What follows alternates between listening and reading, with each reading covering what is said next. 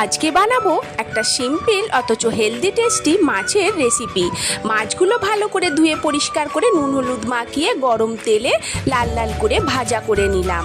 এরপর এখানে আমি কিছু সবজি কেটে নিয়েছি, তাতে আছে পটল, পেঁপে আর আলু, একটা টমেটো। এতে আমি রসুন পেঁয়াজ কোনোটাই ব্যবহার করব না। এখানে পটলগুলোকে প্রথমে একটু হালকা ব্রাউন কালার করে ভেজে নেব, তারপর তাতে আলু, পেঁপে আর টমেটোটা দিয়ে আবারও সব একসাথে একটু ভালো করে ভেজে নিলাম। এরপর এতে আদা বাটা, ধনে জিরে গুঁড়ো আর হলুদ গুঁড়ো মশলা গুলে দিয়ে দিলাম। এরপর মশলাটাকে আমি সামান্য একটু জল দিয়ে ভালো করে কষিয়ে নিলাম, যাতে না মশলাটা তলায় ধরে নেয়।